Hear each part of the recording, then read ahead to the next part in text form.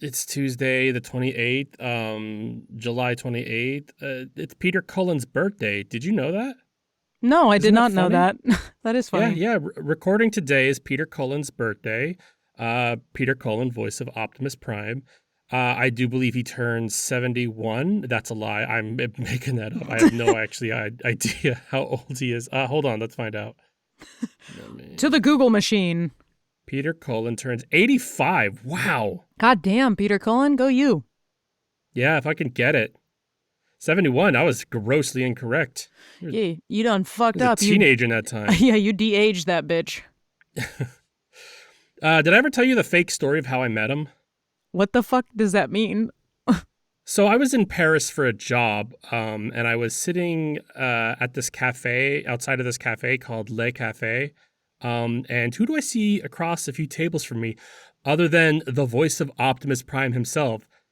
So I'm like, well, I gotta at least talk to him. And it turns out he's a really awesome guy. I was like, Peter, thank you for your advice on how to isolate the genomes for this miracle science I'm working on. Before we leave, can you say that iconic Optimus line I love oh so much? And he smiles at me and goes, Autobots roll out. Now, I was flabbergasted because this is not the iconic line that I know and love. Being a Michael Bay Transformers fan, I was Uh-huh. expecting him to say, I'll kill you, or even, I'm Optimus Prime and I'm coming. But no, just some throwaway line that this character said offhandedly in the first movie. Isn't that weird? Yeah, that's strange. I feel like Optimus Prime says a lot of things, but it's certainly not Autobots roll out. That's just weird. Long fake story short, Michael Bay has no idea the characters he's working with. Optimus Prime feels like a shell of a truck designed to haul whatever incoherent cracked dream that Michael Bay has conjured up during a bout of angry constipation. I don't know who put him in charge of... Look, start the intro. Welcome to We Have That Podcast at Home, the only podcast not afraid of Michael Bay. I'm on Brent Gamage, that's Rachel, she's just me with a voice changer. Okay, I don't know who put Michael Bay in charge of anything, but someone needs to become his legal guardian so he can't be left alone anymore. We need to put a stop to this man. As Gamage with a voice changer, I would also like to say, fucking yeah, it's goddamn ridiculous. What the fuck is going on, Michael Bay? Have you ever looked at source material in your entire goddamn life? Fuck it, No. Okay, I'm calmed down a little bit. I'm very hot. It's a very hot day. Deep breaths, deep breaths. I can't take deep breaths. Not here. It's okay. It says 65, which doesn't seem hot, but what does it feel like? Yeah, 66? well, that's the fucking... maybe I'm wrong. Well, I don't know, though. Humboldt has weird fucking weather because sometimes it says 65 and it's cold, and sometimes it says 65 and it's hotter than blazes. So I think it's just a hotter than blazes day. It's like breathing in chicken broth. Oh, that's fucking gross. Each week we spin a wheel to figure out next week's podcast. We're watching Transformers. We've hit Transformers 5 the last night. This movie is fucking dumb. So dumb. Dumber even than the last one. Potentially the dumbest in the series. So I don't know if I would say it's worse than the last one. No, okay. As a movie? Here's my thing. I don't think it's worse, but I think the only reason that it isn't worse is because there's so much absurdity going on that I'm like, it's bad in such an astronomically bad way that I'm like, it's looped back around to I'm a little bit intrigued. But it's like, fucking terrible, objectively. I said this last week. Turds in a tank. It's a turd and another turd, and it does not matter. There are turds in a tank. But I will say this movie has something resembling a plot and follows through, even if said plot is fucking stupid. And that plot is also in the midst of 17 other plots that maybe sort of don't really get followed through on. But the last one was just, just fucking nonsense. Such a mess. And the last one was like 5 movies when it should have just been, Last week, we talked about the teasing of nights because like this movie's theme is the last night. And last week, they kind of teased that. And I remember saying like, oh, that's how, you do it. Like it had the potential to be like a decent setup. Well, it wasn't. A decent setup for garbage is still garbage. Like like the creator of this movie and the last movie never met. They No, never they didn't met. talk. They were just told like this is going to lead into this, and then Michael Bay was kind of just passing post-it notes, and then the people that made this It's movie were just- like, all right, so we teased the night thing, so now we just do the night thing because like they don't connect at all, even a little bit. The entire boardroom of every fucking Transformers movie is actually just a game of telephone, which is why everything gets progressively weird and fucked up every single film, because this film follows the path that the others did before, where it rewrites the entire history of the Autobots as well as rewrites the history of human beings. We'll get there. This movie has a budget of $217 to $260 million. What the fuck? There's so we lost money? We $43 have a weird million. mystery money again. I think Michael Bay's embezzling. Box office of $605.4 million. Oh, God. So I was really one- scared it was going to be $1 billion, but I was like, none of this is catering to China, so I think we're safe on this one. I said that too. Like, you see Hong Kong once, and like I think that they were thinking that might be enough, but nope. Twas But not. It revolved around England too much, and that audience said, this is garbage. Fuck off. Michael Bay definitely. This is a box office failure, and we know at this point, we've talked about how Michael Bay has a talent of failing upward. That's like, it. That's all he has. Yeah. Apparently, so I said the third movie was, I think, the only movie that I kind of had fun with. Apparently, the third and the fourth movie that was the worst movie had the same writer. Oh my God, are you kidding me? Yeah, isn't that That's actually isn't that disturbing. Weird? Very. But I will say that like I wrote down cinematography ass, more like shittimatography. you but proud I have of that? but like look, I have ADHD. As we all know, I've come to terms with that, and I've learned to recognize certain personal quirks of mine that I can chalk up to being in line with having ADHD. Like I'll be like, oh, I do this thing because I have ADHD, and like it's not an excuse, but it's more of like I have reasoning, so I could backwards. Yeah, you're like, I to understand what's going on here. But I think that watching this movie is like watching someone with ADHD while not having ADHD. It's like written by a toddler on an Adderall bender, because I'm like watching this movie and I'm like, I have ADHD. Why can't I keep up with this? It is maddening. While I was watching this movie, I had the thought of, I think if a crackhead described to me a Transformers movie, like this is what it would be. Like if you gave a crackhead lead point in a writing room, like this is where that film came from, because I was debating what drugs I think people may have been on when they made this film, because I'm like, there's so many, like it just is so fucking all over the place, it's absurd. I'm like, there had to be like some sort of speed, like cocaine sort of drug involved, but then there needed to be psychedelics too, because I was like, there's other fucking weird shit happening. Yeah, Michael Bay's got Quaaludes or some shit. I don't know. Yeah, probably Quaaludes. That's a good one. Let's talk about. Let's get through the summary of this movie, and then we can talk about the points that we really didn't like, and maybe the points that we did like. Okay. Oh wait, I didn't put any down. Okay. So maybe just that first thing. Just maybe the.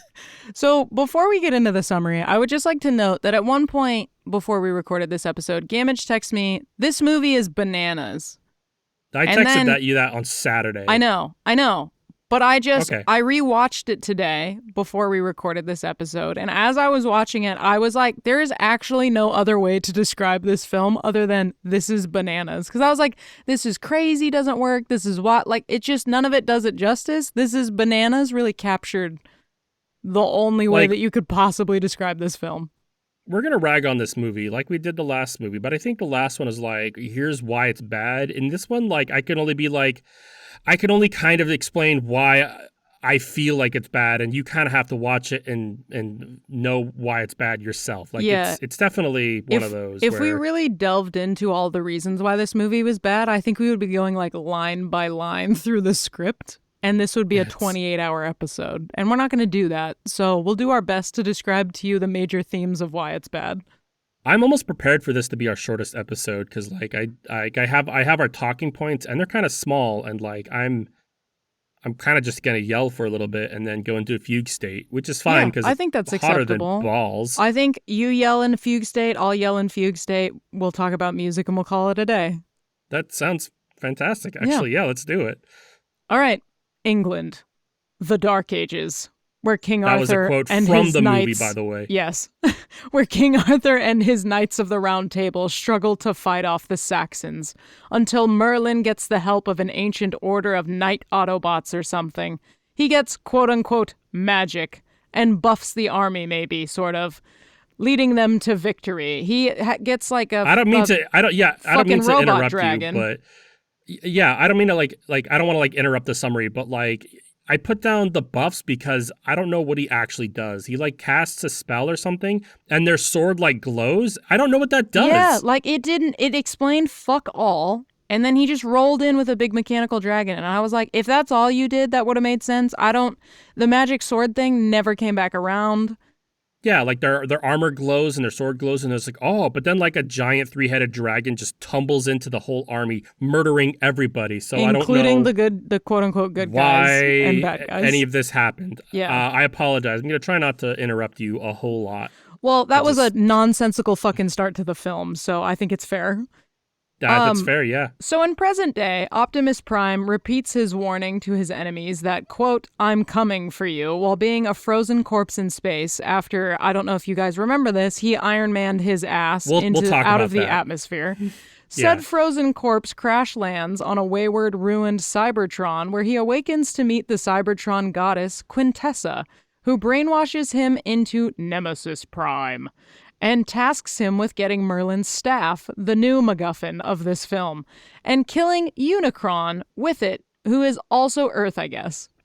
Back on again, I don't mean to interrupt you a whole bunch, but like I forgot I wrote this, and like that sounds fucking bananas. Yes, that's bananas. None of that makes sense, not even a little bit. Like, no. I'm reading this and I'm like, that can't be a movie. But I watched it. I know. Yeah, I watched it. I know it it happened, and I also need you guys to know we get this small tidbit, and then we don't touch it for about 2 hours. Yeah, like sorry. Go almost on. At all. Back on Earth, or Unicron, whichever you identify it as, Chicago's still a war zone.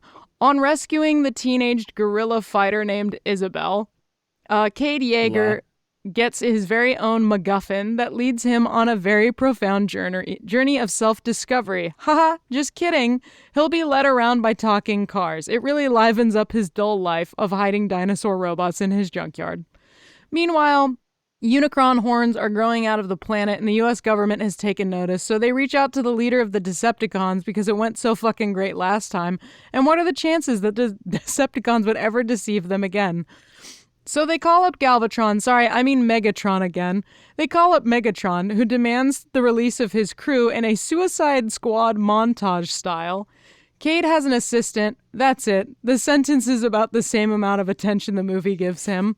The Decepticons, with aid from the U.S. military, attack Cade's junkyard, and they fight them off, actually kinda easily, to the point where Cade and Bumblebee are comfortable enough to saunter on over to the UK with some clockwork C-3PO headmaster transformer named Cogman, who's also a fucking sociopath.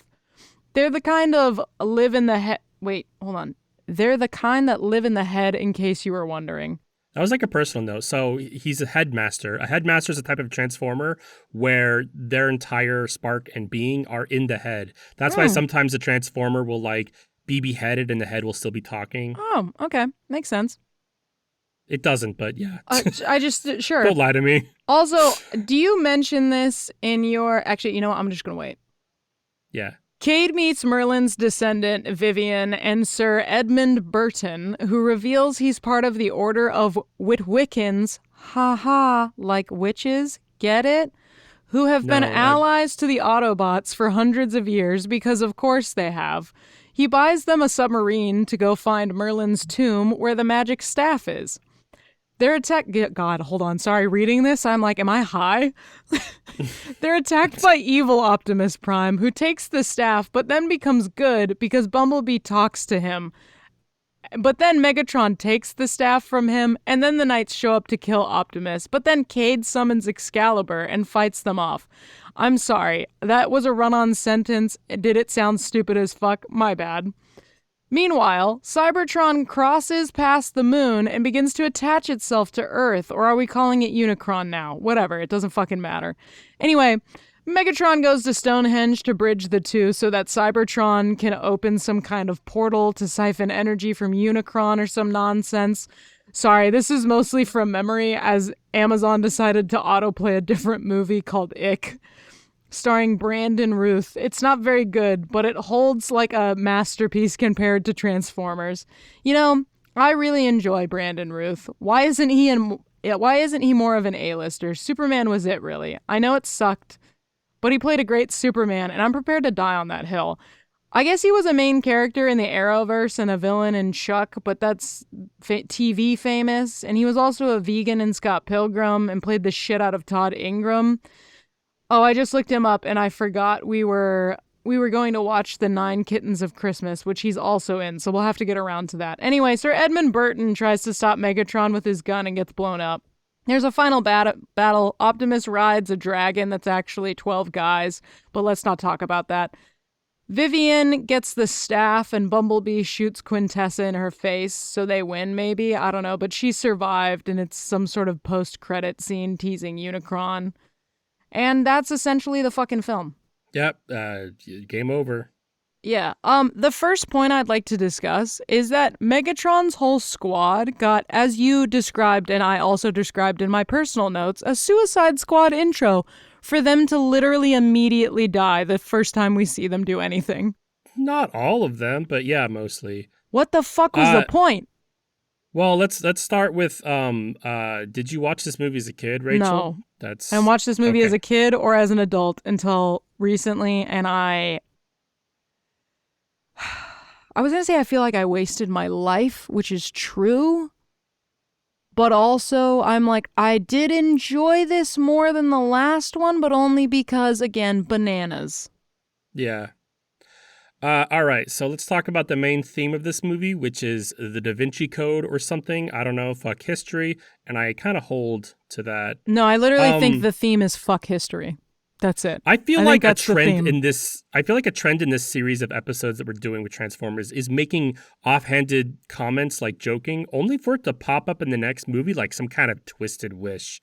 You know? Yeah. No, I do think like we're like Galvatron manifesting thing. shit. And I was talking about Unicron, and then bam. But like last week, we made the arrogant mistake of mocking the history revisionism in these movies, and well, history revised. At first, we get a rewrite on Arthurian legend. We learn that every historic event in history had Transformers involved via a secret organization's Witwickens. By the way, it's more like Sam Witwicken. He was the main character of the first. No, one. I know. It's his last name. It's Witwicky, but they changed it to Witwicken I know. because they were like, get it, magic, Witwicken, which I think is fucking dumb. Yeah, anyway, he was that kid from the first few movies that died of ball cancer. Oh, you know what's funny, though? At some point, they do literally say all the other Witwickies are dead. And I was like, oh my God. So now we have confirmed canon in universe, Sam's dead. Yeah, so we really doubled down on the whole history revisionism and then tripled down on top of that, which is 6 down by my count. But they're all over every corner of history with like a big membership list, including George Washington, Harriet Tubman, Albert Einstein, the Wright brothers, Queen Elizabeth. It's fucking maddening. Bumblebee fought Nazis. They called him Die Hummel. He couldn't finish the job. No, that goes to an angry pocket watch transformer that killed Hitler. This movie's batshit. I can't express this enough. We're not done.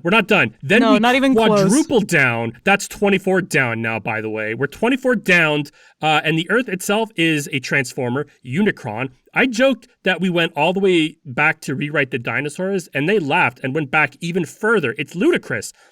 The Cybertronians get a revision too. Who the fuck is Quintessa?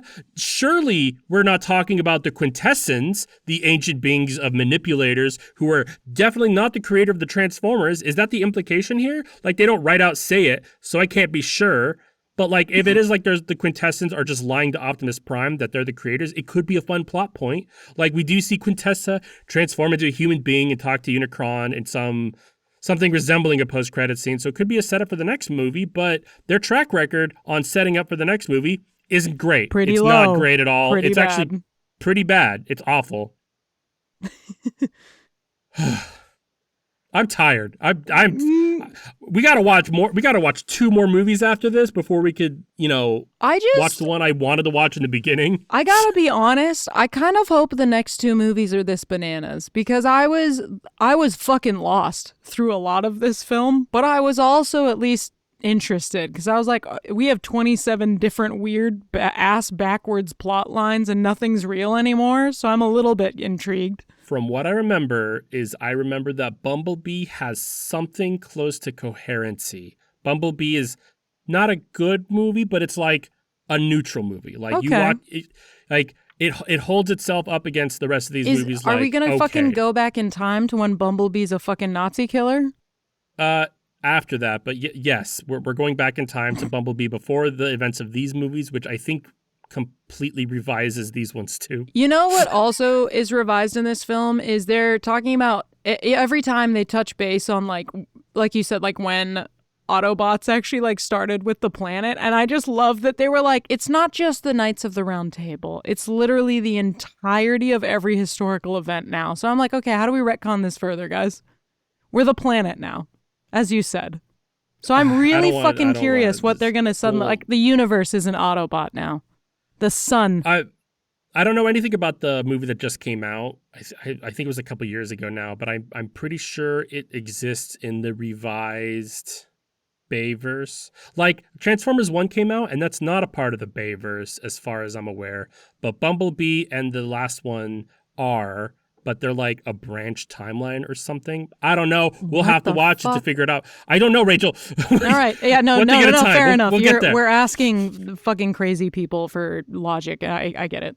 All right, let's talk about character design, including how they move and sound. There's a couple that I want to talk about later, but for the basis is that a lot of the same. Some of them are new. The micro Dinobots are very cute. I did like Pointless. those. They're pointless. Yeah, they do fuck all, Uh, but they're cute. Megatron is both good and bad. I like Yeah. this design more than his original design. Like I mentioned his design before, where I didn't like his like big weird feet and like head, but something about this design is kind of like generic. I don't know. Like I kept seeing it, I'm like, that's not Megatron. That's like bad guy C. He Yeah. looked like him, and the Night Guys looked kind of the same, and I Yep. don't know why. Yeah, it was Like kind of sometimes I odd, couldn't and they tell all as had Megatron. face shields and shit, but in a very night way. I'm for the face shields, honestly. Yeah, no, I also, like the he's face not, shields. It was just an interesting move to be like, hey, modern Autobot, you're going to have the same sort of like Knights of the Round Table face shield, which Yeah. doesn't make super ton of sense. I did also think it was cool. I was not opposed. Again, like I said, just kind of generic. But I also don't know why he's not Galvatron anymore. Like, I don't know. Yeah, well, they clearly dropped that whole fucking storyline. They were like, well, he's Galvatron, but he was resurrected, so he's Megatron now. And you're like, we hadn't fully explored that. But again, He also lost the telephone. nanomachine. Yeah, he also lost that whole nanomachine nonsense. He's just a regular Transformer Yeah, again. he just does the normal shit. Like they literally, nothing in the last movie made it through. Like, I don't know. It's weird. It's like the last movie, like I said, like somebody read the cliff notes and they're like, all right, They're like, cool, Megatron cool, gets cool. revived. Xenobots, Cade, Jaeger, Inventor, blah, blah, blah, blah, blah. Set up for Knights. Got it. Yep. I'm ready to go. Optimus shoots out to space. Got it. Done. And I'll touch on that in a second. But speaking of the Knights, they do look also kind of generic and uniform, but I think that's kind of the point. Like they Yeah. all transform into like a Hydra together. But but the Hydra itself kind of looks like a concept 3D print. Like it looks like it's all wiry. I Yeah, kind of it didn't like is it. At first you see it weird. and you're It's like, like- whoa. Yeah, because you see it from afar originally, and you're like, damn, that's a cool little dragon. And then when you finally get a close up on it, you're like, it's like a fucking made of Connect, man. Like there's a million different little bars of metal that are just touching each other that make this shape. Motherfucking bionicle dragon. Yeah. like you're made of a shitload of paper clips. Like I don't know what's happening here.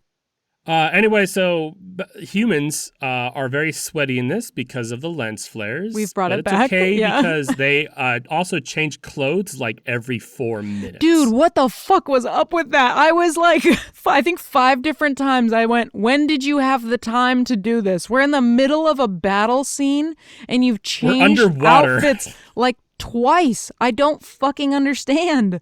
What When we got fucking Vivian like Lady shows up, Gaga out here in the middle of the war zone, and she's like, "I'm on my 6th fit. What's up?" yeah, like when she arrives at the mansion and she's just like she just shows up and she's wearing pants, and then the next scene she's walking into the room and she's in a fucking evening dress with Yeah, like her hair brushed and like styled, and it's just like, when did you get that time? yeah. You Do were we rolling just down a hill 10 seconds ago Yeah. in the last scene. What fucking You did not time take a skip? shower and stupid.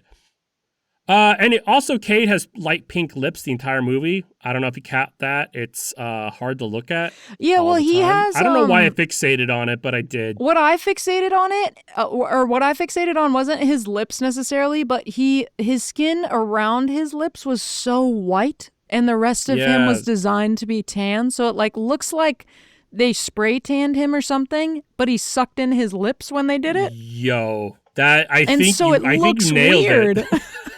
So it Because just that looks is exactly odd. what it looks like. Yeah, no, it's just funky. Because I could see fucking Marky Mark fucking hitting a bong rip and coming to the stage, and then Michael Bay's just like, "You're not tan enough. We need you ripply and orangish and sweaty and Yeah. muscly." Somebody Get in spritz the him. booth. He's not moist enough. I'm pursing my lips. I don't care. Suck those bad boys in. So one thing I wanted to talk about that was on my mind the entire movie that annoyed me. I didn't catch it the first time, but the second time when I was like actually like, because the first time I just kind of had it on and I'm just like sitting in the couch like, ugh. And the second time I like analyzed it a little bit more. Mm-hmm. But This is Do you a hear that? strong start. no, there's a roomy car outside. No, I don't hear it. It's right outside the window. I believe you. I think I can like maybe hear something, but like not consistently. Is probably when I'm talking to like open up the gate. Yeah. Open up the gate.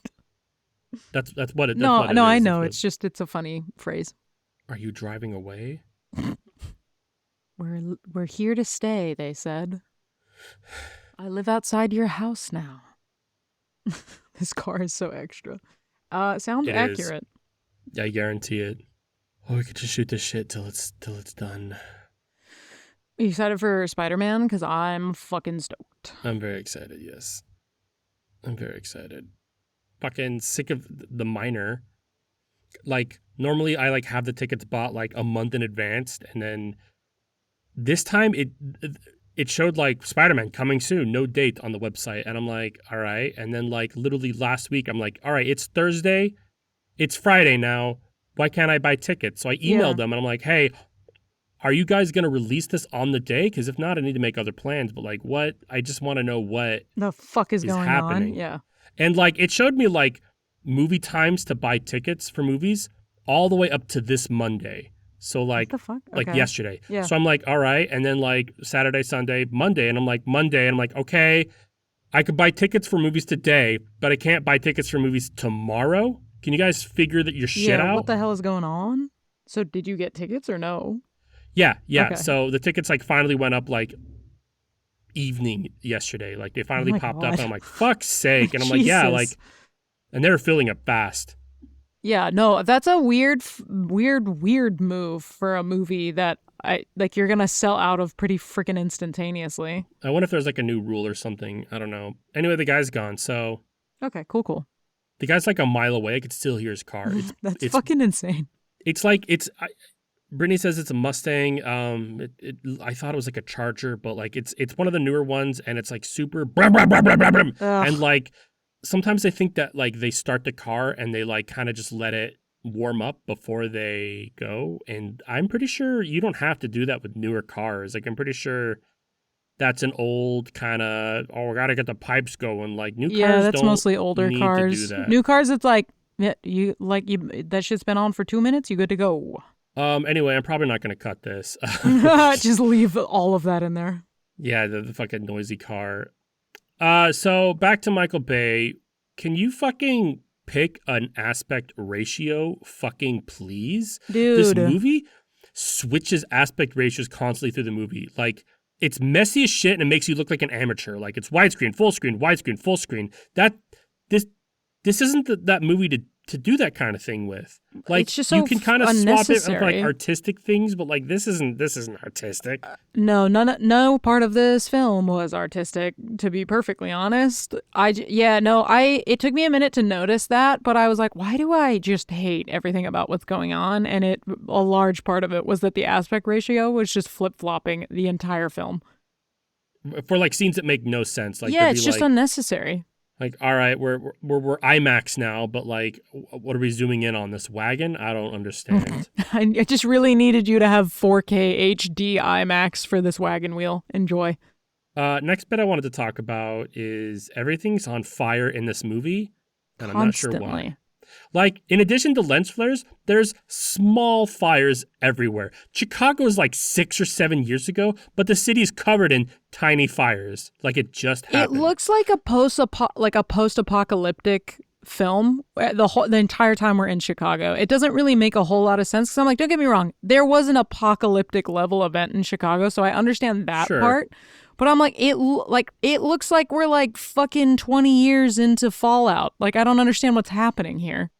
But also, like, even if we're 20 years into Fallout or whatever, there wouldn't be like that many just tiny fires. That makes no sense on any level. Like, the small fires a week after, sure, but no, none of it made any fucking sense. Unless there's like marauders making bonfires to, well, that's like, what I mean by like it feels like cannibals. you're in fucking post-apocalyptic Fallout because I'm just like, that's the only thing I can assume because otherwise the fires don't make sense. Yeah, but then we also get to Merlin's tomb, which is underwater. That has fires everywhere too. What the fuck? Yeah, and that didn't make any fucking sense. I mean, the whole thing didn't make any sense. The whole thing's bananas, everybody. Like, truly bananas. Nope. That's it. Like, they didn't have anybody like test things in this movie or watch it and be like, hey, Michael Bay, Mr. Bay, sir, you can't put lit candles on a submarine. Maybe just cut that scene out. Yeah, just nix that pointless shit. I don't know why he's punching fish. That also seems weird. Yeah, well, that was so fucking weird. Especially because like Cogman is just like no canoodling, like stop it, this isn't the time nor the place. And then he's like, and then he do you jumps have out of the submarine, nice romantic dinner? Grabs 2 giant tuna, kicks the shit out of them, and then serves them sushi at a dinner date. What I don't understand is where he got all the other ingredients for the sushi. I know, dinner. yeah, he had other things too. And this is a submarine that's a part of a museum, so like it had like expired MREs and shit. I firmly believe that with each movie, we're progressively getting more giant actors to be in these films, and it has a direct correlation with how poor and shitty the film is. Like, it's just there are 2 lines that are separating from each other rapidly. Before I get into the actors, because that's a whole other fucking thing. Because I did also want to talk about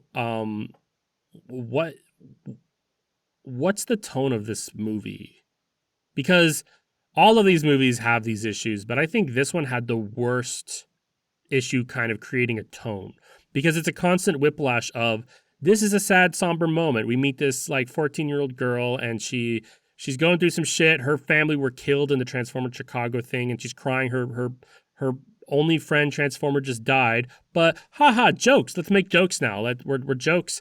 They're the kind of jokes that nobody laughs at. Nobody laughed at all in this movie. No, at anything ever. And then also right after the jokes, explosions, action, and then back to sad, somber moments. I don't know and then loop what the tone right back they're around. going for. Yeah, I don't. Yeah, because there's a difference when you have a movie that's like serious or action, and then there's funny moments and comedic relief. This was just it. I mean, similar to the plot lines that are all simultaneously being fucked up together. There was like 6 layers of tone, but we're jumping around to all of these different choices constantly. Same thing with the plot lines. We're jumping around to all of these different things. And we're never actually spending enough time in any of them for it to be meaningful in any way, shape, or form. Again, I still think that this movie had a cohesive-ish plot in a vacuum. If the last movie actually set up correctly, this movie wouldn't have had plot issues. But it did, and it didn't, so here we are. But like, I feel like the setup from the beginning of the movie, like there's this and this and this and this, and we're doing this and we're doing this and we're doing this. Like, I finished it, I'm like, yeah, I mean, the flowchart itself sucked, but it was a flowchart. I Yeah, can't be you mad got to the about end that. of the flow too. Like we made it through the process. It was just my thing was there was so many different flow charts that were interconnecting, and I think we like some of them didn't get resolution, but we kind of made it through Sure. most of the way through the flow chart on all of them, which was a progress point compared to the last one, but it was just like they tried to ham fist like 27 different concepts into this film, and it was just it's like, you know how every film we've said that there's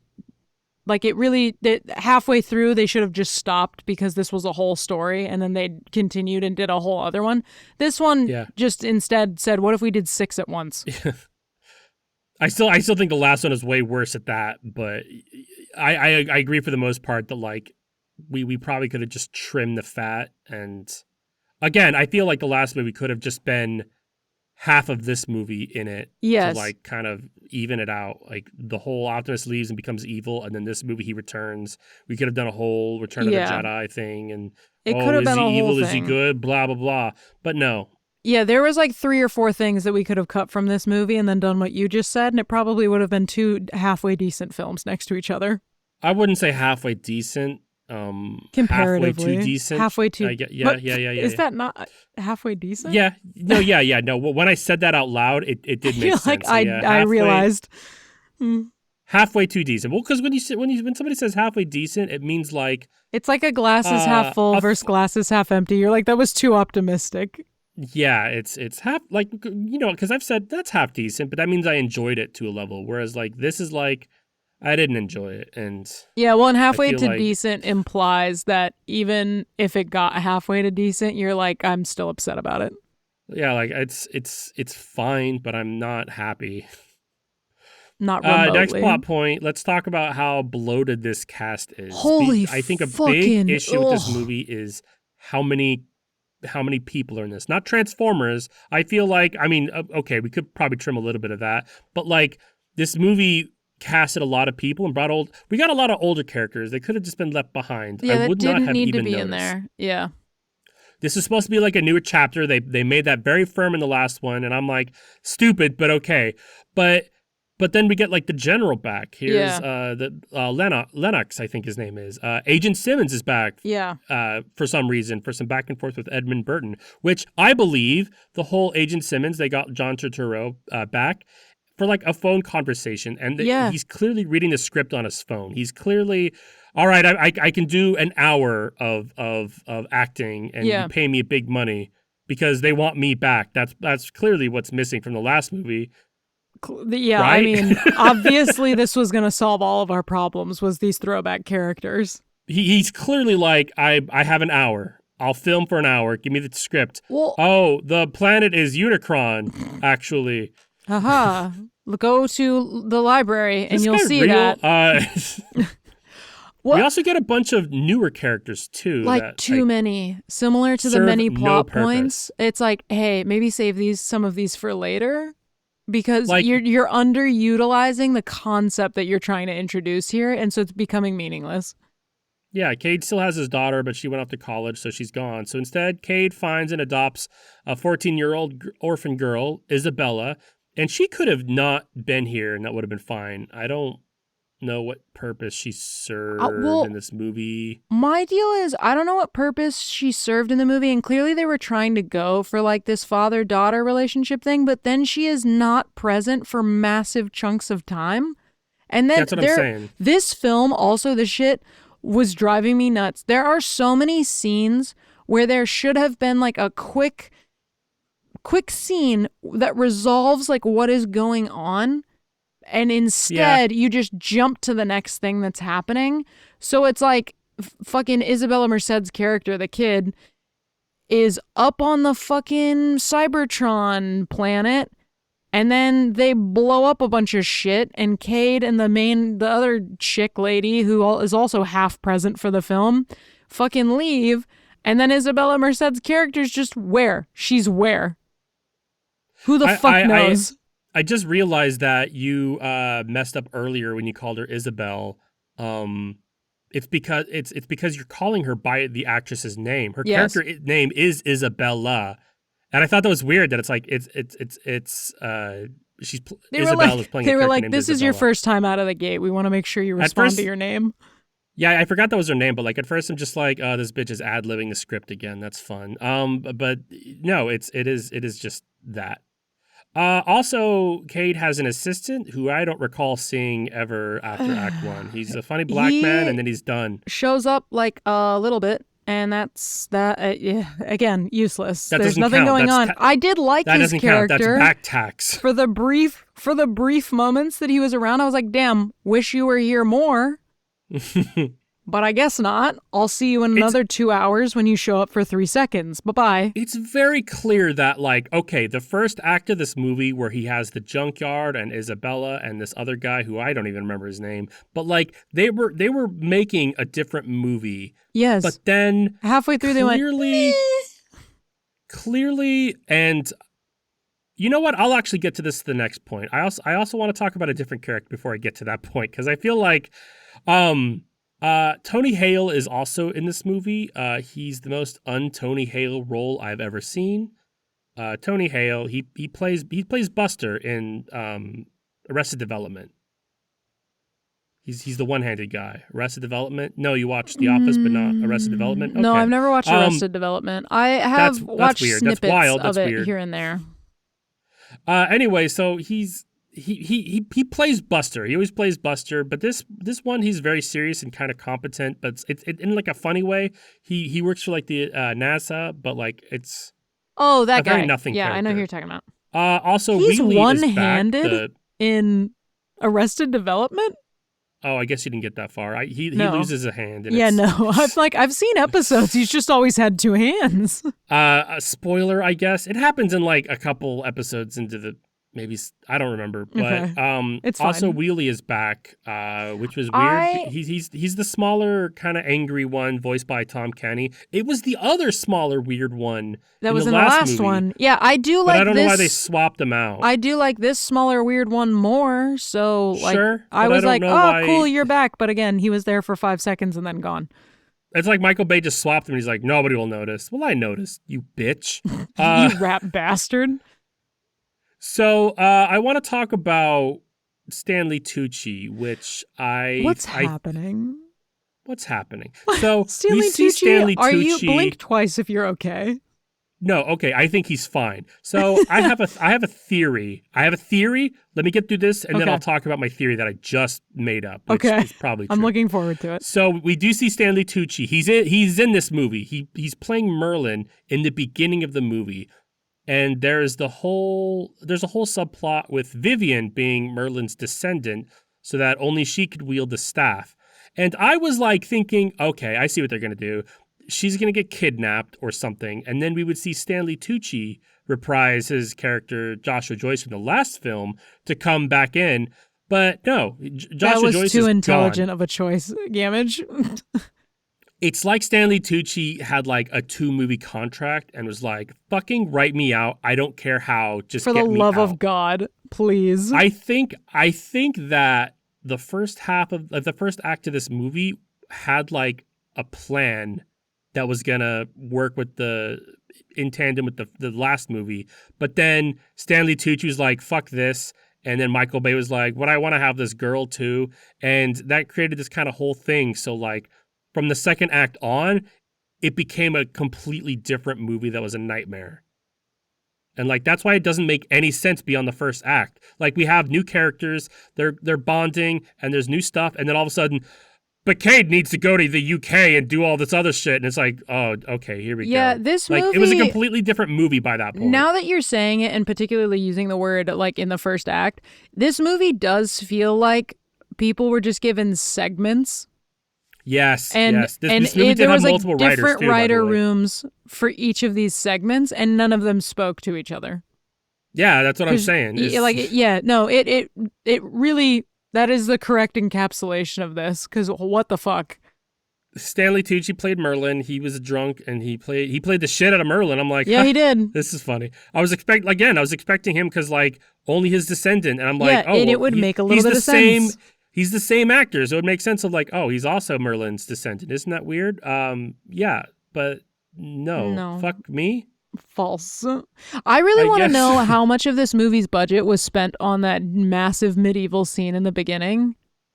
I know they did a Yo, fuckload of yeah. CGI at the end, so like I'm sure that was a lot of it. But when we opened that scene, I was like, okay, so it's the fucking Middle Ages, and we're never gonna see this again. Dark Ages. It's the Dark Sorry, Ages. it's the fucking Dark Ages, and we're never gonna see this again. It says in quotations, England, the Dark Ages. Like, but yeah. So that when that opened up, I'm like, here we fucking go. Okay, Jesus Christ. But then I'm like, this is kind of cool. This is kind of good. And then it all went downhill from there. I stopped being surprised by Michael Bay Long ago. years ago, I guess. You're like 6 movies ago, at least, at a minimum. Okay, now let's talk about the Optimus Prime in the room. Yeah, bring it up. First of all, I do think that his design is something of an improvement. What changed? Because in the last movie they kind of gave him like thighs and tits, and in this one they definitely like grounded them out a little bit more. Just a little bit. His teats were a little less teat. It was way less noticeable than the last movie. Like I was definitely like this looks better. Like it's definitely like the difference between a guy who's like body built to the point where you're like that's gross, and then like seeing somebody who gets that fucking surgery to like make it look like they work out, and you're like that's grosser. You look like a cloud, man. What are you doing? What the fuck is happening here? So design aside, I do think it's hilarious that the last time we saw Optimus flying into space, he was like, I'm coming. But then like the writers went, oh wait, they're weak to cold. We put that in the first movie. So they just turned him into a frozen corpse in this movie. Which like, is I don't know. Hilarious to me because they also ditched that whole concept when they buried a fucking ship at the bottom of the fucking ocean where they were like, Megatron will be safe here because they freeze and the pressure's too great. But yeah, like it's just like it is hilarious how Optimus is like, I'm flying out to space, and then the writers are like, it's so can't do good. that. It's like you open the beginning of the film is you being like, oh, okay, so you're a dumb bitch. Got it. Cool. It's like imagine a person being like, I'm gonna fly out to space, and they do, and they die. That's what Optimus did. It's stupid. No, it's the equivalent of like watching a drunk friend very confidently say they're gonna perform this athletic feat, and you're like, you're not going to. And they eat shit. But I'm watching it. Yeah. He turns into a frozen corpse, crashes in Cybertron, stupid. But I do kind of liked the idea of him being turned into the antagonist. Yeah, that was cool. I would have liked to see more of that with a better resolution. Dude, oh but that's not what we got. I would have loved to see more of it because this is also a plot line where it was like we started with it and then 2 hours later we're coming around back to it and there was nothing in between. It is wild that like Optimus, when he's evil, is just like, I will kill you. But he's always been saying that. Yeah, you're like, for the past several movies, he's been pretty fucking murdery. So I'm like, I think he's just having a mental breakdown and went off the deep end is what's happening in this film. Maybe freshen the script up, Mikey. My thing with this is that in the fight scene where they're trying to like, bring Optimus back into his body, first of all, so fucking short. Like this whole plot point of him being evil was bordering on useless because it lasted for probably a total of 4 minutes in the film. It's fucking dumb. I was thinking that like what they were gonna do is because Megatron's whole thing is like I want to go home, and like it feels like they were kind of opposing Unicron, so I thought it was kind of gonna be like a reverse thing where like Decepticons were made as Decepticons by Quintessa. That's kind of what it seemed like, because she's like touched Optimus and she's like, you're a Decepticon now. Also, it's weird how he's just like, I'm going along with you, and then in the next scene he's being tortured into becoming evil. That's stupid, but I'm ignoring that. But like I thought that we were kind of gonna get a reverse thing where like Optimus is like, I'm evil now, and Megatron's just like, well, I'm not, and it was kind of like being opposing force. Yeah, well, especially with the whole Suicide Squad scene, like it kind of made it seem like we were gonna get some sort of arc where he's like an anti-hero. But yeah, that's not what happened. And then they also did a whole setup where Megatron had like a red stripe like painted on one side of his face, and then when Optimus like is with Quintessa, there's a red stripe painted on the opposite side of his face. So I was like, are we going to do this? Like, honestly, when I saw that, I was like, are we going to reveal that they're brothers Is and this they're going to two be a good halves of movie? a whole? But no, I was like, there's something here. And we did nothing with it.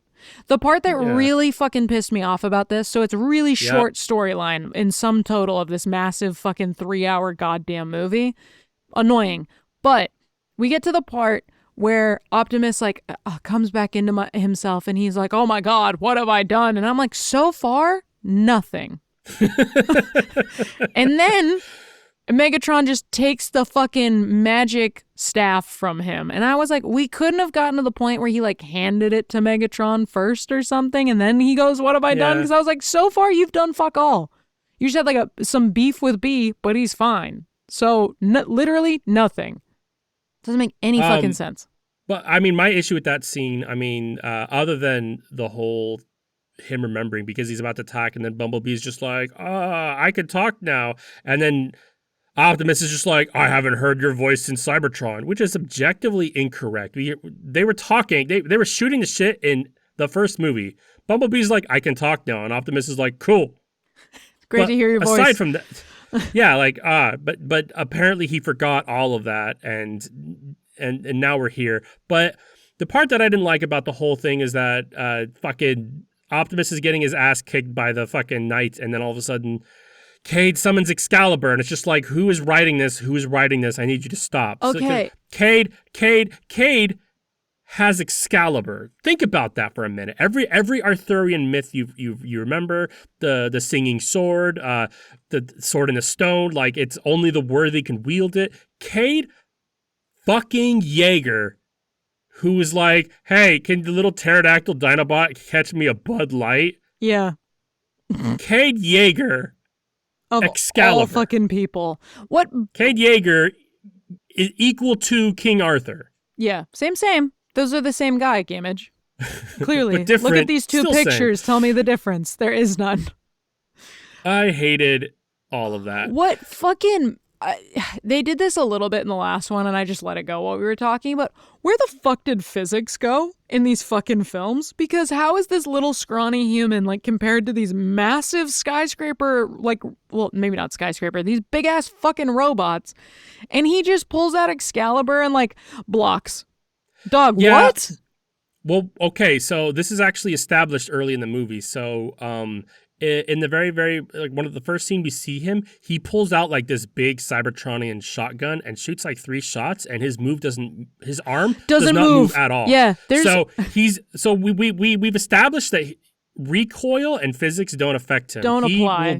He cannot be moved. He's a man that can't be moved.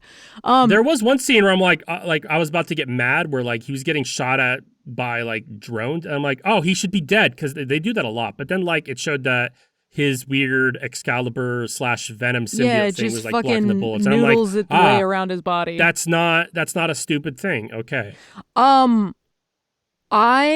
Speaking of the physics thing and it not fucking applying to him, at one point in this film, I don't know if you caught it, in the junkyard, they put down, I think, like Starfire or Starscream's head, which should be this massive, heavy hunk of metal, and a human being just gently pushes it over like it's a fucking like 3-pound sack of potatoes. Like it's fuck all. Like it is made of foam. That head should have been twice his size. Yeah, but we can't consider that. Yeah, well, physics just it just doesn't apply to Cade Yeager. And that's why he's worthy of Excalibur. They're like, I guess this is fine. My next point, that I wanted to talk about is, you remember in the first movie episode, I was like, there's a couple characters that I love. Jetfire, which they ruined. Yeah. Starscream, which I didn't like. I mean, I forgot to say Grimlock, but also Grimlock, it's implied. Yeah. But also Hot Rod. I mentioned Hot Rod. I liked Hot Rod. I loved Hot Rod. He was a great character. Do you love Hot Rod's representation in this? I feel like I'm feeling it coming on that this is the first time you've enjoyed representation of a Transformers character. Unless your favorite Transformer is Bumblebee, this series of movies is a constant disappointment for any sense of character, anything. And Hot Rod is no exception in that. He's French for reasons I can't explain, and he's reduced to like a throwaway side character. He'll be dead by the next movie, I'm positive. Yeah, Also, I he has wouldn't a be gun surprised. that stops time. Yeah, what the fuck was get into that? I can't get Rachel. I can't get into that. No, I can't. audience, there's some stuff we just have to leave behind. And this is one of those things. Like, it's one of those things where, like, I said it, you kind of have to just go, okay, and move on, because that's how the movie treated it. Okay. No, truly. They were like, this is a thing now, and nobody's asking any questions. The Dinobots are also in this and are wasted again. I got excited when we saw the Dinobots, because we were joking about it last movie, like, they're gone now, but the Dinobots are here again. Oh shit, they got micro Dinobot babies, and like, there's fuck all going on. And like, they're out just as fast as they arrive. They're basically junkyard cats, like they just like hack up cars and stuff. Like, they're fun, but then after Act 1, never see them again. They're still at that junkyard, I guess. That's their home. Yeah, Optimus did set them free, and they're free to eat their cars, freedom I was guess. to go to the junkyard, I guess. Yeah. I mean, that's where I would go if I was free. Unicron is kinda in this. A little bit. Smidgen. I don't know why Unicron is the Earth or what the whole deal with him versus Quintessa is, because they made Quintessa and she's a bad guy. Unicron, also a bad guy. But like, I don't know why that whole plot point was in here, but they decided to like make that one of the lesser expositions, so I can't say because they didn't explain it to me, unfortunately. It's a weird, again, a mix of exposition of like, we're going to explain the dumb things, but then leave out the things that you probably want to Yeah, literally any of the shit that you actually want to know about? No. In this movie, he's kind of just asleep. It's kind of like the Galactus treatment from the Silver Surfer Fantastic Four movie. Yeah. Not the new one, the original that sucked. Yeah. But like, seeing as how he is the Earth, I doubt we're going to actually get to see him later in his glory. And that fucking sucks. That fucking, like, Unicron is a fucking boss, and we're never going to see that in these movies. I'm staking my, I don't know what the next two movies hold, but I'm pretty sure we're not going to get Unicron. I guess we'll find out. I apologize, Rachel. Thank you for apologizing. I appreciate it. Gamage, I would like to talk about something before we get to Anthony Hopkins, who's the only light in this film. Yeah. What the fuck is up with the chastity thing? Why was any of that necessary? I don't know, especially because he's not a virgin. He has a kid. Like, again, I feel like that was like a last minute thing. Like, there's a character named Vivian. She's here, and like they make it a whole point of like she's looking for a man, or sorry, people are looking for a man for her, and she's just like, no, no, no. And then she's like, when's the llast time you had sex? A year? Like, so she's getting it on the regular. So I don't know why this whole thing was in here. It was stupid. Yeah, well, and so he gets the Excalibur or whatever the fuck talisman shit is happening in this film. And then she's listing the parts that like make a night a night. And apparently chastity's a fucking requirement. So like if he got doinked, we wouldn't be here. Like the whole world's just fucked, I guess. But he did get doinked. He has a daughter. Yeah, Doinked happened. I mean, just apparently not lately. And then they follow it up with a weird fucking scene where this is the first time I think we've ever objectified a man in these films versus only women. He does get objectified a refreshing amount. I'll say that. He's got his shirt off and the girls are like, oh, like, sure. But like, okay, so we have this chastity scene and then we have this scene where the fucking talisman thing that snakes around his skin goes into his pants and she's like asking a bunch of weird forward questions about it. And I was like, why is this in here? She asks if it grips. She asks, like, is it gripping? Like, these two things in Are you tandem, asking me if Excalibur is giving me a hand job right now? Is that your... Yeah, is that why they can stay chaste? Because Excalibur's blowing me? Like, what the fuck? What? So these two scenes in tandem made me genuinely afraid that we were going to have a plot line where it was like, we have to have sex for the talisman to get off of my body or some shit. And I'm really glad that never happened. But I was like, this fucking would. Because it's Michael Bay. I wouldn't be surprised. I just don't want it. There's no sex in these movies at all, like, I'll say. Like, I think the closest we got was that when one Decepticon bitch, blonde bitch on Sam Witwicky. That was the closest. Yeah, that was the closest to like anything really physical outside of a kiss that I think this entire, so far, franchise has. My thing is I don't think Michael Bay has an attraction to females, but I think he plays into it yeah, Oh, it's guns like and toxic burly, muscly men. masculinity. Yeah. Oh, but we need a Megan Fox in here. We need hot Get bitches, those right, toe guys? thumbs Right, back men? in That's what we here. like. Yeah. Like, I feel like that's what's happening, and Yeah. because No, it's like masking something bigger, and I don't really want to know what that is, to be you want the honest. pinup calendar, but you don't want the girls to kiss. Interesting. It's interesting, Michael. Interesting, Uh, Michael. so I think the only thing I really enjoyed in this movie was Anthony Hopkins. Yeah, thank fuck for the presence of Anthony he was Hopkins and the 2 minutes that we got Stanley Tucci. Yeah, it's clear that like we lost Stanley Tucci, who we're gonna get now. Anthony Hopkins, of course. But he's such an incredible actor, and I only had fun when he was on screen. He was also a batshit crazy character. Like All over the map. So I think weird. my favorite bit is when he's like walking through the mansion. He's commenting on his family line. I feel like that was ad-libbed. He's like, my great aunt was crazy and poisoned her husband, and We don't my know cousin why. drank sewage water and shot himself. And I'm like, what the fuck are you talking about? He's ad-libbing this. He's going off on a rant. He's It like, fucking has to be. He's like, I got high before I came here. Let's go. Let's film this scene. I'm fucking ready. No, so many of his lines, I'm like, what the fuck is happening? I just love it. I did really enjoy the scene where he was explaining the backstory and Cogman was like playing the organ and then singing opera, and he was like, shut the fuck up. Shut the fuck up and go clean a dish. That shit, I was like, I actually did enjoy this scene. The whole time I was like mouth agape with what the fuck is happening in this film. Because again, tone switches. But I did really enjoy him and Cogsman or whatever the fuck his name was. I was like, I do like you. You're bananas, but I like you. yeah, and it's weird that he's here, and it's weird this whole thing was here, but like it happened, and if I have to find the enjoyment in something stupid, so be it. Yeah, I need to find the silver linings in this fucking fever dream. So thank you, Anthony Hopkins. Final glaring thing I want to talk about in this movie that we haven't touched on is the character of Vivian. She's Merlin's descendant.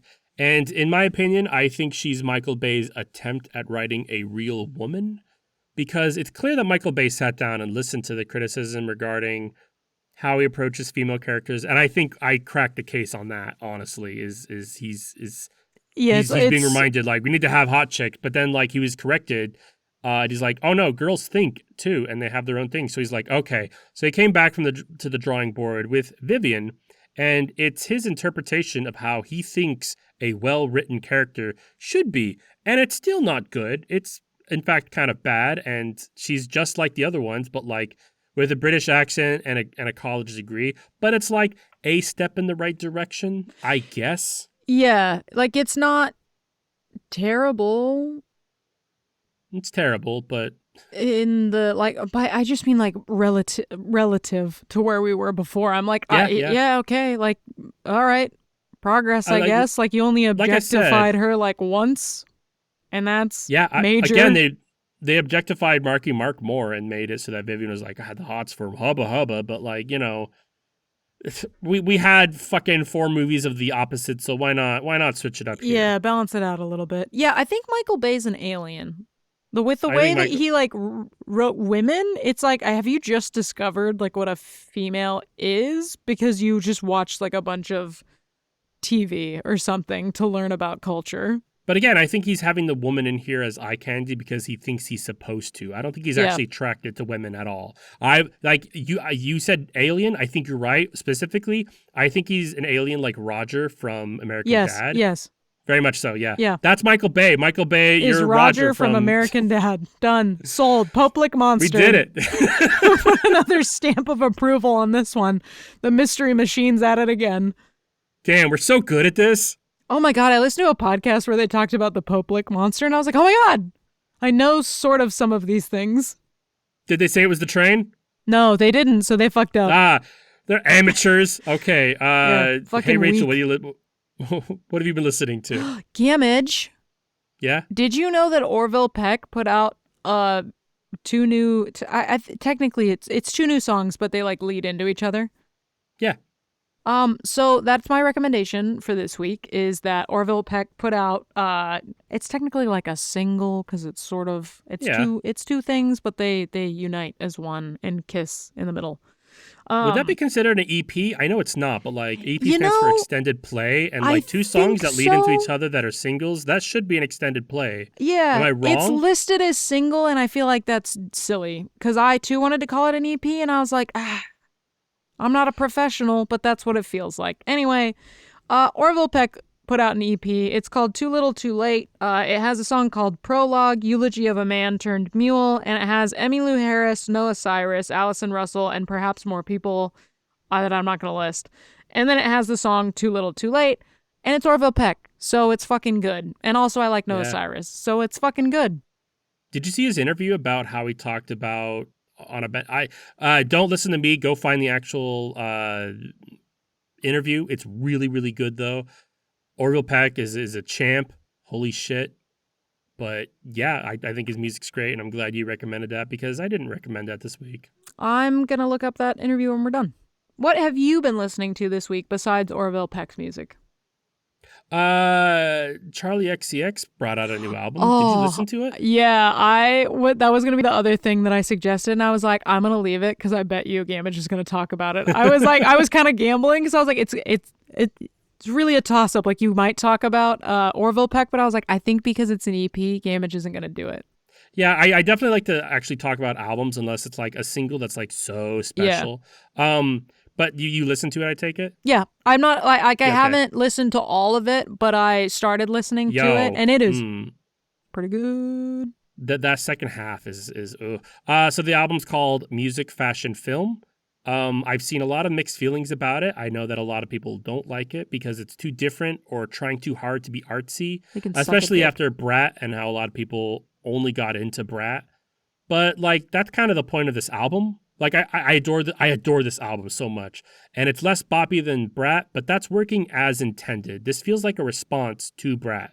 Like it's Yeah. more grungy, nihilistic, and artsy, and it gives me like existential feels. I feel like the point was to subvert expectations. Very much so, especially because like this album, she wasn't planning on like doing another album after Wuthering Heights, and then like inspiration struck, and she just did it all in like a couple of months. Because Wuthering Heights came out like February, March, something like that. God, did it really? Very recent, very recent. So 2 albums this year.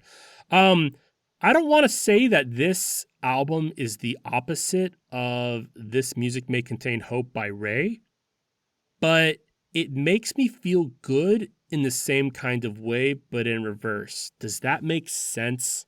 I feel like I, again, haven't listened to all of it, but I do feel like I understand the vibe that Okay. you're talking about. I think you got to get to the end, like, because for me, Ray's album is like intended to scratch the trauma and break you down more while saying like it's okay, and then build you back up by the end of the Yes. album with Yeah. a more hopeful outlook toward the future. Damn, 10 out of 10. Whereas Music Fashion Film has this sort of life is fleeting and enjoy the art now because someday you can't, and that's a beautiful thing. Yeah. Like the last song ends with a clip from an interview with the David Cronenberg and his opinion on art. And he talks about how some artists have like art that's endured like thousands of years, but that it doesn't matter to them because, and I quote, they are dead, they are gone, no one lasts forever. And that part, that quote, loops. It just loops. They are dead, they are gone, no one lasts forever. It just loops and loops and loops until the album's done. I'm really If looking you- forward to listening to this album all the way through. It's really good. If you listen to this album on vinyl, the record just keeps going on that loop, and you, the listener, have to make the decision to get up and stop the music. Like it's so artsy, I can't even like begin to Like to the even- vinyl's intended to skip, basically? Yeah, because like That's vinyls they fucking keep going. cool. Yeah. Like that's why like the last bit like the vinyl's kind of blank, but this one Yeah. just start like they are dead, they are gone, no one lasts forever, and it just loops on vinyl forever. That's You fucking actually have cool. to stop it. It's really cool. But like it's really interesting, and the kind of like thought-provoking art that I like. I really enjoy this kind of I thing. think it's so fucking stupid when people get upset with large artists for when they decide to do something like this because I'm like they're a fucking artist, dude. Like the point is not to make something that you explicitly like enjoy every single time. The point is for them to like explore and expand their like their meaning as an artist. And that's the beauty of it's okay. So sorry to shit on Taylor Swift because I do think Taylor Swift's incredibly talented, but I think the reason that I don't like a lot of her music is it's like it's the same rinse and repeat, and like she'll occasionally like change her style a little bit, but it's like it's essentially the same shit on loop. Has. Yeah, I know. Like she's changed it a little bit. It's evolved, but a lot of times like it's the same style of sound, same like style of lyrics, and there has been some evolution, but like there's nothing like this where it's like you're trying to subvert expectations. Well, maybe not even trying to subvert expectations, but like you're subverting expectations because you're exploring like a different side of yourself with this album versus the last one. Yeah, I mean, I'll say she does try different genres. Like she'll like this is a folk album, and like it does feel like it feels kind of like you don't want to make folk music. You want to have a folk album. Like it's almost like you're collecting genres like Infinity Stones.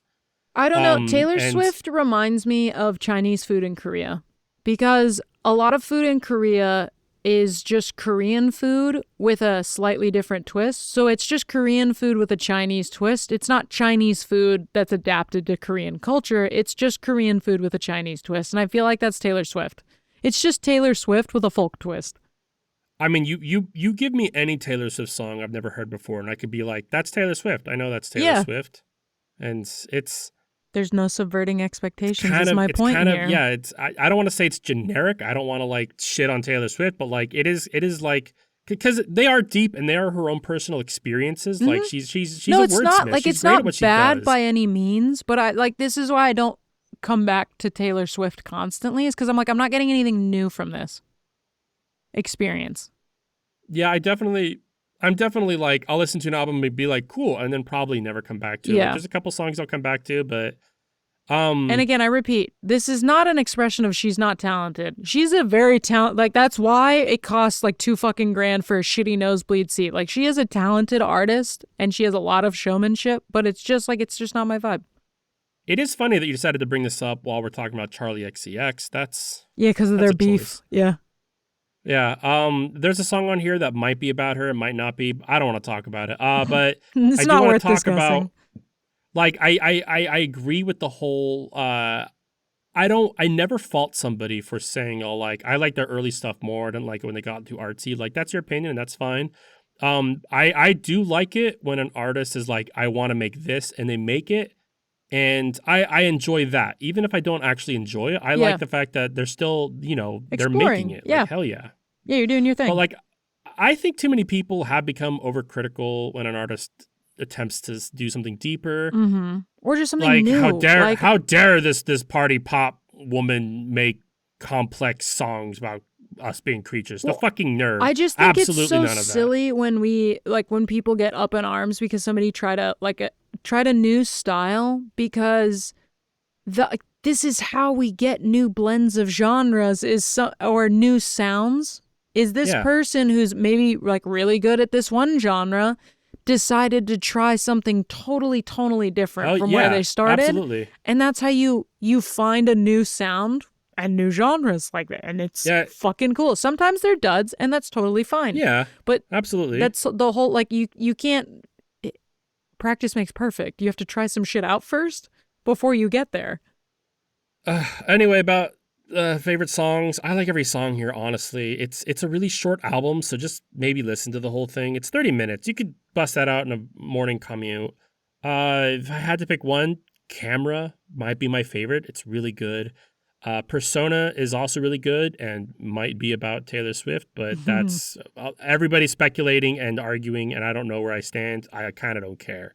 I really love the drop in Magic Metal Montana. It's like the second to last song.